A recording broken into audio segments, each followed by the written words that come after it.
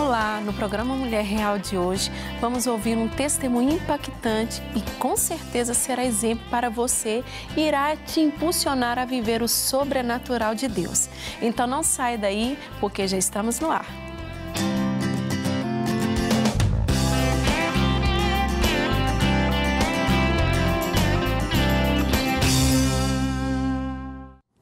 A nossa convidada é Érica Pinheiro, adoradora e psicóloga.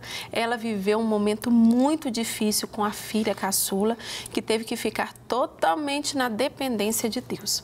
Os detalhes dessa história você fica sabendo agora.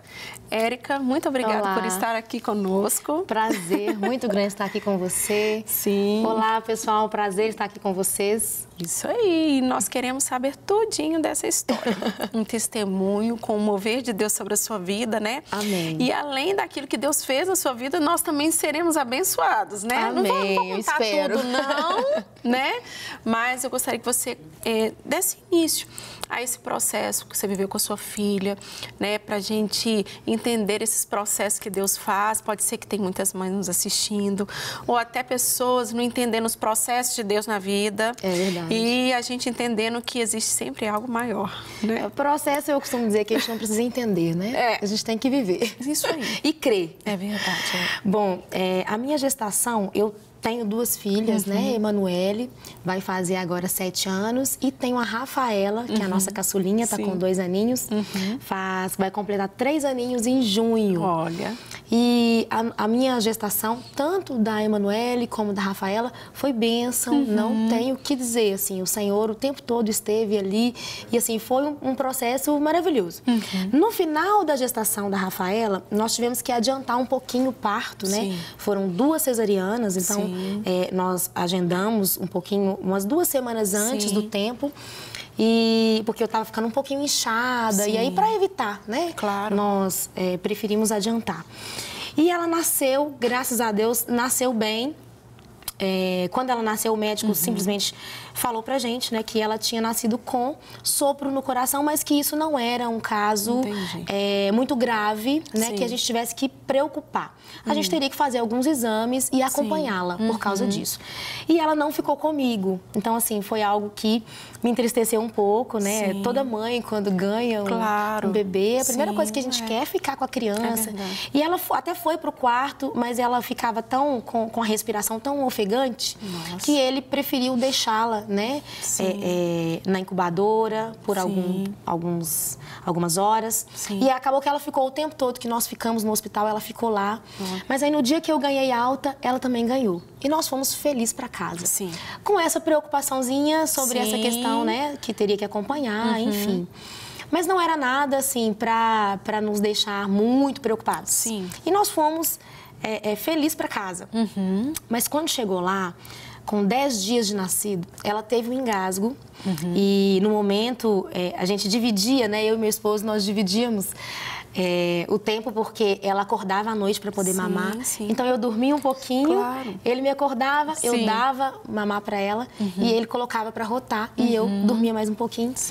E aí, nesse meio tempo, ela teve um engasgo e foi algo assim silencioso. E foi Deus mesmo, que eu falo que foi Deus, que alertou e ele olhou. Quando ele olhou, ela já estava engasgando ali e ele ficou preocupado e nessa hora eu não estava próximo, né? Ele fez a manobra, né? Colocou ela naquela posição para poder bater a mão nas costas para desengasgar. E ele conseguiu desengasgar e ela engasgava novamente. Isso aconteceu algumas vezes. E aí ela começou a ficar roxinha. A gente viu que teve um momento que parece que ela não iria voltar. E foi um momento assim de pavor para ele. Mas eu falo que foi o Senhor. Porque ele é tão mais tranquilo que eu, né? O pai é tão mais calmo, né? Nessas situações. Eu acho que a mãe desespera um pouco mais. E eu não estava presente naquele momento. Ele fez tudo ali com a ajuda do Senhor e dos meus pais, que estavam naquele momento com ele. E os meus pais intercedendo, orando, e ele lá, todo calmo, fazendo. Mas por dentro, ele contou que ele estava aflito. Com certeza. E aí, quando ele conseguiu desengasgar ela, ele foi lá, me chamou, falou, olha, vamos levá-la para o hospital, porque eu acho que alguma coisa grave aconteceu. E aí ela estava com a boquinha roxa, assim, em volta. Eu fiquei muito assustada quando ele me contou e nós levamos imediatamente para o hospital que eu tinha ganhado ela. E quando chegou lá, pelo histórico de já ter nascido com Sim. esse sopro no coração, eles preferiram interná-la. E aí começou a minha tristeza. Eu estava operada, né, com 10 dias de cirurgia. Muito pesado. E ela ficou internada ali. E o tempo todo eu queria estar ali. E orando e falando com o Senhor, mas naquele momento eu confesso que a minha fé deu uma abalada, né? Sim. Porque isso acontece conosco, Com certeza. determinadas situações que nós passamos. Mas assim, orando e pedindo ao Senhor, né, que tomasse conta dela ali, que conseguissem ver qual que era o problema. E foram feitos vários exames. Eles não encontravam nada. Olha só. E ela lá, e assim, dos bebês que estavam internados, ela era a criança mais tranquila, mais saudável, aparentemente. Sim. E ela ficou sendo monitorada, ela ficou alguns dias no hospital. E aí, um dia antes dela ganhar alta, eu tive febre e aí fui orientada pelos médicos a ir embora para casa e a deixá-la. Esse foi, eu posso dizer que foi um dos piores dias da minha vida. Imagino. Que foi sair de lá sem a minha filha e deixá-la lá. E eu com muito medo, porque eu queria muito amamentar o tempo todo, né? E eu com muito medo de depois ela não querer mais o meu leite. E foi um tempo assim, eu ainda me emociono quando eu conto, porque realmente foi um tempo muito doloroso para mim, como mãe. Sim. Mas o tempo todo, assim, eu confiando no Senhor, eu fui embora para minha casa, o meu esposo ficou no hospital com ela. E quando chegou lá, eu entrei pro quarto e falei, olha, eu estava na casa dos meus pais e eu falei, olha, não gostaria de ser incomodada, eu queria ficar sozinha. E ali eu fiquei sozinha e naquele momento ali, o Senhor falou comigo de uma forma tremenda. Eu estava ali, eu questionando a Deus, mas por quê? Por que o Senhor está permitindo isso acontecer? Sim. Foi o Senhor quem me deu ela. E aí o Senhor falou comigo, esse é um momento de alinhamento, de alinhar aquilo que você ministra com aquilo que você vive. Olha. Você está experimentando o sobrenatural, que é aquilo que você ministra sobre a vida das pessoas.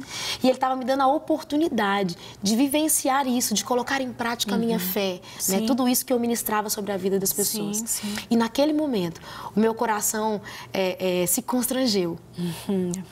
E eu pedi muito perdão ao Senhor. Deus, eu peço perdão. Me perdoa.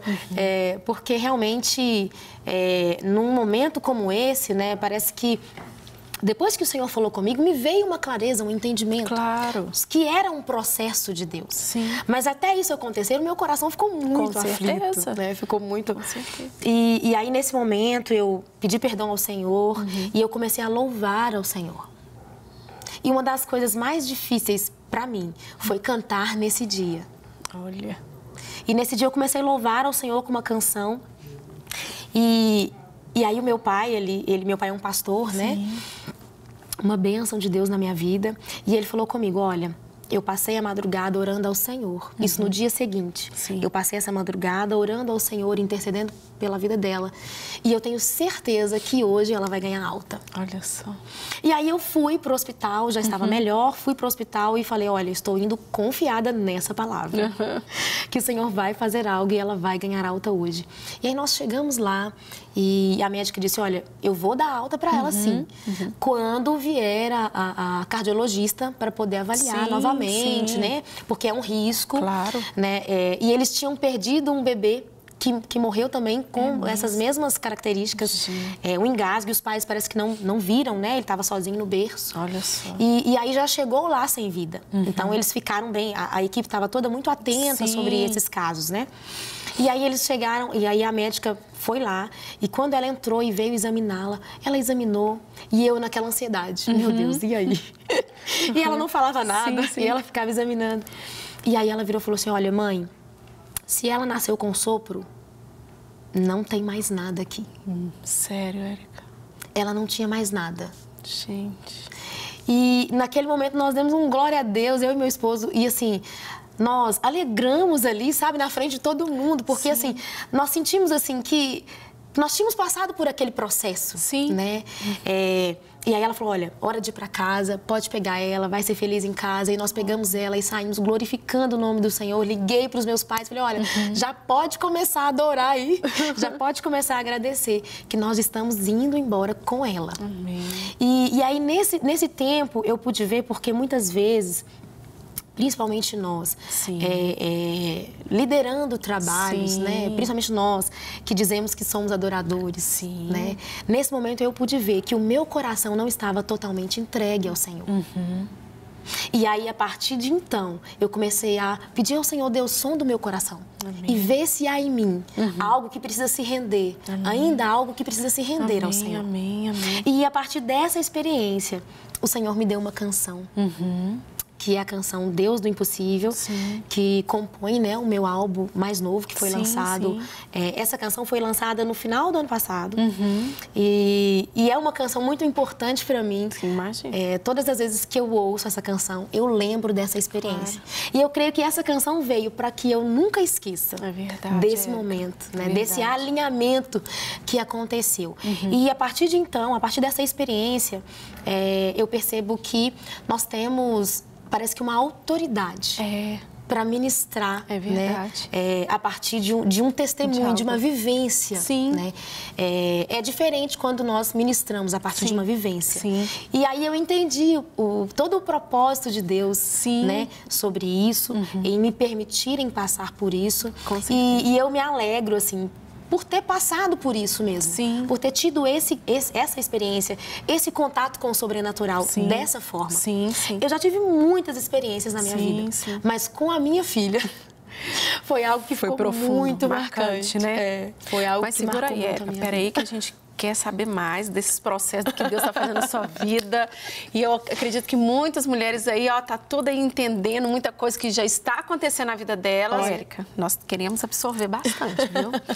Você já começou o primeiro bloco falando sobre um processo que só quem vive e que sabe a intensidade, sabe a proporção de como que mexe com o nosso coração, principalmente mãe, os pais, familiares, uma criança, né? Onde que ali você só fala assim, Deus, está no teu controle, eu não sei nem o que fazer, só sei que eu dependo do Senhor. E a gente viu aí, pelo que você trouxe para as nossas vidas, o cuidado de Deus com o seu coração, com a sua família, principalmente com o milagre, né? Amém. Que é a sua filha, né? Amém. Mas dentro desse testemunho, e hoje você traz essa realidade para os nossos corações, que eu gostaria que você continuasse falando, a respeito de quantas vezes a gente ministra, a gente adora ao Senhor, às vezes a gente até gosta de uma canção, às vezes pelo ritmo da canção, mas às vezes não atende a letra daquilo ali, da proporção que Deus quer que a gente fale de dentro do nosso coração para Ele. E não é que você era assim ou que as pessoas são assim, mas hoje o Senhor tem nos chamado a essa intimidade com Ele para que a gente venha acordar. Né, de que se eu falo que Ele é fiel, porque Ele é fiel, né? Se a gente fala que Ele é um Deus de milagre, é porque Ele é um Deus de milagre. E quando você falou a respeito de uma canção tão linda, né? Que daqui a pouco a gente vai escutar, né? Que é a nossa surpresa, né? E trazer essa sensibilidade de ver o cuidado de Deus com você e da gente ser realmente um referencial hoje. Não é só falar, é viver. É proclamar aquilo que Deus tem feito na nossa vida. E eu imagino assim que fortaleceu mais ainda o seu chamado. Né? Com certeza. Eu falo que essa experiência foi um marco realmente na minha vida ministerial. Porque, como você disse, não que eu não estava vivendo aquilo que eu estava pregando, mas eu ainda não tinha tido uma experiência tão forte que me marcasse tanto como essa experiência. E isso me alertou, né? Porque até tenho mais cuidado, né, agora quando eu vou ministrar canções, né, em ser direcionada pelo Espírito Santo para poder ministrar também aquela canção que o Senhor quer que seja ministrada, né? Aquela canção que está de acordo com aquilo que eu realmente vivo, né? Porque hoje o que nós temos visto é uma realidade um pouquinho diferente, né?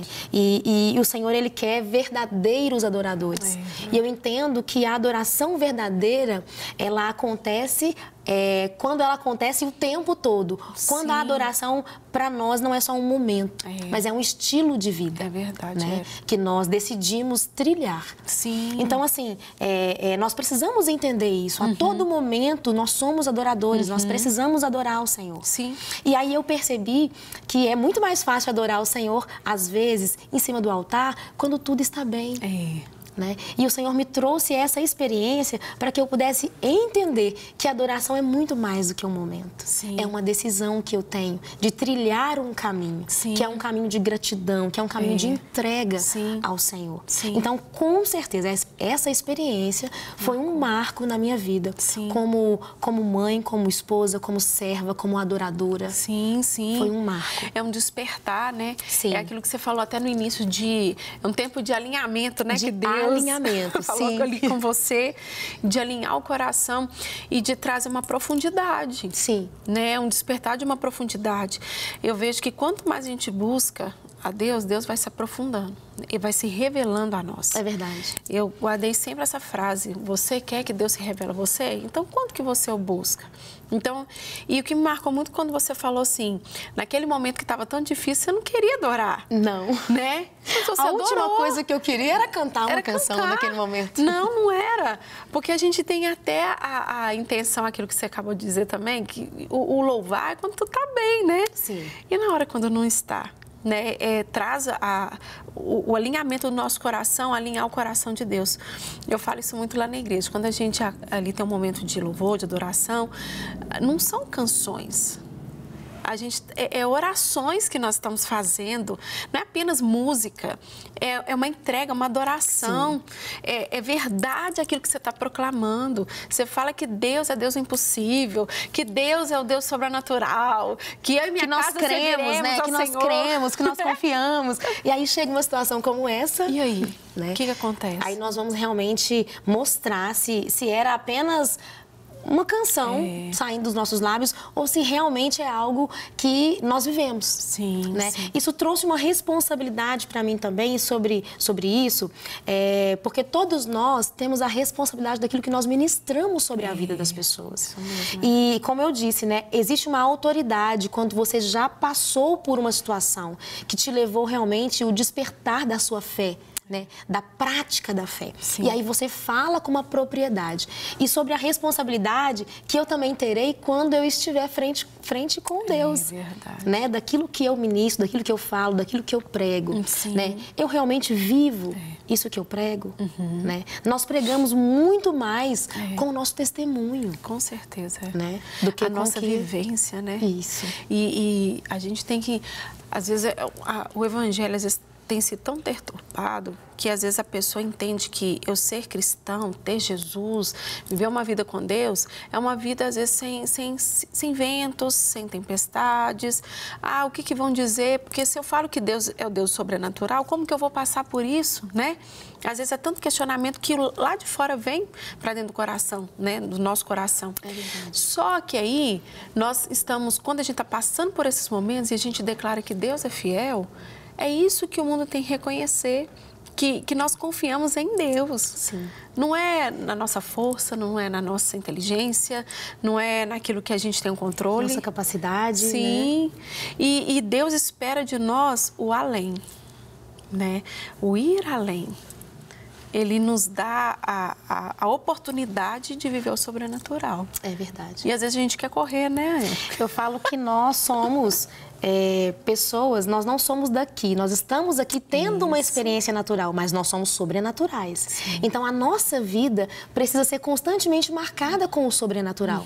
Mas como que isso vai acontecer? Com um nível de profundidade. Quanto mais você aprofunda em Deus, quanto mais você conhece de Jesus, mais você vai experimentando dele, mais você vai experimentando daquilo que ele pode fazer, mais você vai conhecendo ele. E dessa forma, depois disso, eu vou te dizer que eu fui cada vez mais... Sabe quando você vai se apaixonando por Jesus? É como se eu estivesse vivendo um primeiro amor. Olha só. Né? Eu fui me apaixonando de uma certa forma. E, assim, eu posso dizer para você que todos os lugares que eu vou hoje ministrar, existe algo diferente. Amém. Por causa dessa experiência que eu tive com o Senhor, né? Desse conhecer mais a Deus. Hoje, a minha filha, concluindo, né, que as pessoas devem estar aí se perguntando. O que aconteceu? Concluindo, a minha filha hoje, É uma bênção. Amém. Hoje mesmo, antes de sair, ela estava ministrando uma canção que ela fala assim, mamãe, essa canção é sua. Olha. É aquela canção Que Ruja o Leão. Sim. E quando ela canta, você sente a presença do Espírito Santo. Olha só. É uma menina que eu falo que ela foi separada pelo Senhor. Amém. Você tem que ver que coisa mais linda. Não, a gente já tá doida pra conhecer. Um dia, quem sabe, eu trago para cantar, verdade. né? Para cantar aqui. Vamos sim. E ela é, assim... Eu falo para você que é uma coisa tão maravilhosa, ela não fica nem gripada. Olha só. Uma menina saudável, corre para todo lado, é uma bênção, não fica nem gripada. Eu falo assim, ela é a parte engraçada da minha casa. Olha só. Sempre onde ela tá fazendo gracinha, tá, né, fazendo a gente sorrir. Sempre e eu falo, alto. eu olho para ela e falo, Deus, quem imaginou que ela, né, passou por tudo isso? Coisa. Tão novinha, forte. Né? Ela é forte. Forte em Deus, né? Forte em Deus, e eu vejo que realmente foi um processo, Sim. Né? Foi algo que Deus permitiu acontecer para que eu viesse alinhar a minha vida, né? Aquilo que eu ministro estivesse realmente alinhado e que eu pudesse ter essa experiência para estar aqui contando para você, compartilhando com você hoje. É verdade. Érica, é uma intensidade tão grande porque, é igual você falou, traz uma responsabilidade. A gente está na frente ministrando, a gente não pode falar algo que venha da nossa emoção. Sim. Nós sabemos disso. É muita responsabilidade. É muita. Né? A gente vai prestar contas para o Senhor, né? Esse é o meu temor. Né? E nisso, Deus vai realinhando os nossos corações e nos mostrando que é para Ele, né? Tudo é para Ele, é dele. Tudo também é para a glória e para a honra do nome dele, né? Amém. Mas então, como a gente quer vivenciar essa canção, né? Eu já queria te agradecer por estar aqui, por ter aberto seu coração, Amém. Nos mostrar um caminho, sim, de que podemos viver além, podemos viver essa sobrenatural em Deus. Mas muito obrigada, viu, Érica? Gente, foi um prazer. Eu que te agradeço pela oportunidade, um prazer estar aqui compartilhando com você. Espero que você tenha sido alcançado aí e que a sua fé possa se fortalecer através desse testemunho. Amém, amém. Muito obrigada. Infelizmente, o nosso tempo acabou e hoje o programa termina com a nossa convidada cantando pra gente. Amém. Então, que essa letra dessa canção venha falar muito ao seu coração. Então, é com você, Érica. Amém.